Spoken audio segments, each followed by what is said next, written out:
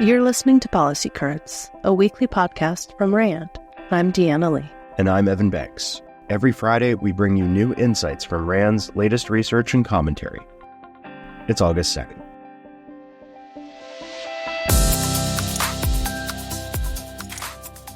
It has been more than 4 years since COVID-19 forced U.S. schools to suspend in-person instruction.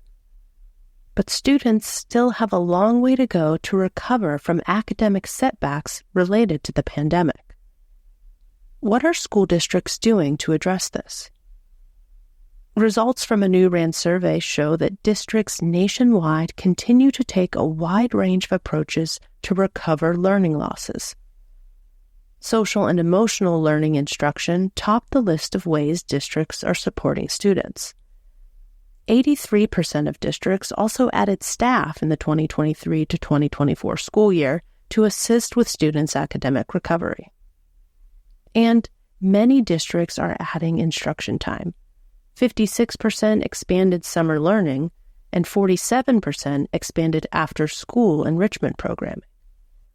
However, only 6% of districts added academic instructional minutes during the school day, and only 3% expanded the school day or year. Other approaches include in-person and online tutoring, credit recovery courses, diagnostic or benchmark assessments, and additional hands-on learning. Importantly, the federal aid that is supporting many of these interventions is set to expire in September. This is a concern for many district leaders we surveyed. A quarter of districts anticipated revenue drops in the next 2 school years, and 4 in 10 high-poverty districts expected cuts in the coming school year. Reducing teachers was the most common budget cut anticipated by districts. Notably, districts do not plan to cut back on devices. In fact, 97% of districts we surveyed plan to continue providing computing devices for students into the next school year. These findings provide valuable insights into the state of K-12 education and will be useful to district leaders and policymakers as pandemic recovery efforts continue. New START is the last remaining major bilateral strategic arms control treaty between the United States and Russia. It was a very significant treaty, reducing both sides' deployed strategic warheads by 1/3 compared with previously agreed ceilings, and introducing a number of important innovations. But there were also issues it did not address, and since Russia launched its full-scale invasion of Ukraine in 2022, the agreement has essentially collapsed. With the treaty officially expiring in February 2026 and an unprecedentedly hostile U.S.-Russia relationship, what, if anything, should replace New START? A new RAND paper tackles this question, outlining objectives the United States could seek to achieve through a new arrangement with Russia. The authors focus on 4 key goals: ensuring first strike or crisis stability, avoiding a new arms race with Russia, using arms control to promote U.S. military advantages and compensate for disadvantages, and enhancing the security of U.S. allies. They also highlight ways the U.S. might realize these objectives, for example, by pursuing another treaty similar to New START, or through political commitments and informal arrangements. Finally, the paper lays out a number of scenarios that show how Russia's actions between now and 2026 could affect U.S. strategy. The best-case scenario is for Russia to return to New START implementation and compliance. However, that scenario seems unlikely.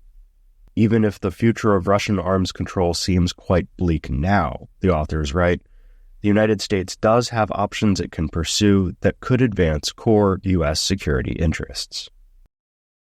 In 2020, fewer Black Americans believed the false claims of widespread election and voter fraud than their white counterparts did. According to Ray Block, Jr., RAND's inaugural Truth Decay chair, the Black community has, quote, developed a powerful sixth sense for separating fact from fiction. largely due to facing centuries of racism and disenfranchisement, and batting down endless so-called truths. During election season, disinformation is more prevalent than ever, and advances in artificial intelligence and technology are making it even easier to deceive voters who are seen as vulnerable. And so far, the response to disinformation has, for the most part, been ad hoc and uncoordinated. The U.S. government lacks a central authority and coherent strategy for dealing with falsehoods. When disinformation efforts succeed, the results can disproportionately harm racial and ethnic minority groups, and Black people in particular. That's why it's so meaningful that Black Americans are resilient in the face of fiction masquerading as truth. The potential damage is high. Block outlines a few key lessons from Black Americans' approach to finding the truth. First, conduct a reality check, Block says. If something sounds dubious, question it. Black Americans are known to possess a strong sense of shared fate, which is the notion that what happens to people who share an ethnic identity directly affects each individual in the group. This means that skepticism is a constant, and because Black Americans are often portrayed negatively in the media, they may be less likely than their white counterparts to believe falsehoods. Second, use tools to verify what's true. The National Black Cultural Information Trust and the Black Information Network have created digital tools to dispense accurate voting information and counter the outright lies that crop up. These resources fill a critical role by providing trusted spaces for people to connect and share ideas about how to verify what's true. Third, be active and empowered consumers. When you think, this doesn't sound right, scrutinize and cross-check every so-called fact. To help, there are tools that can detect bot accounts on social media or track the spread of deliberate falsehoods. Fourth and finally, community matters. And perhaps most importantly, Block says, don't isolate yourself. Talk to your friends and family about what you see online or hear on the news. Even better, try to challenge your perspective by having these conversations with people beyond your peer networks and outside your comfort zone. The truth is still out there, Block reminds us. We all just have to work a little harder to find it. Since the introduction of the first two-way radios, militaries have become increasingly dependent on the electromagnetic spectrum, or EMS, rather than physical cables for communications. But these technologies are costly and are often targeted and jammed by adversaries. That's why, as the war with Russia continues, Ukraine has been relying more on legacy communication techniques. According to Brand's Nicholas Johnson, this offers a modern-day case study of a fight for battlefield communication in an engagement between mismatched military powers. At the start of the 2022 Russian invasion of Ukraine, Russian forces used electronic warfare at all levels to target Ukrainian air defenses and radio communications. However, after Russia's previous aggression in 2014, Ukraine was ready for these tactics, so it shifted to historical methods including runners and dispatch drivers.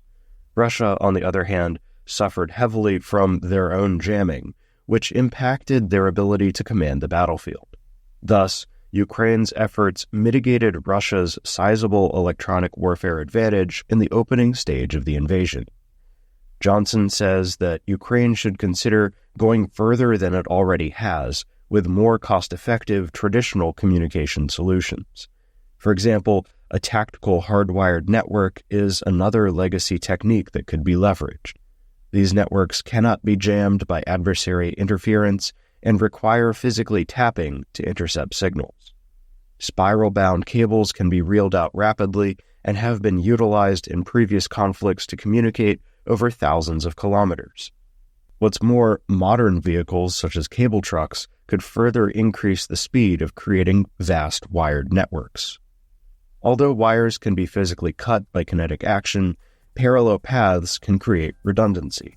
And in the worst case, as demonstrated in Ukraine, runners and drivers can be leveraged for the last tactical mile of communications. Such an approach shows how vintage systems can provide militaries with simpler and cheaper alternatives to keep critical lines of communication open. That's it for this week's episode. If you'd like to learn more about what we discussed today, check out the show notes at rand.org/podcast. We'll see you next week. RAND is a nonprofit institution that helps improve policy and decision-making through research and analysis.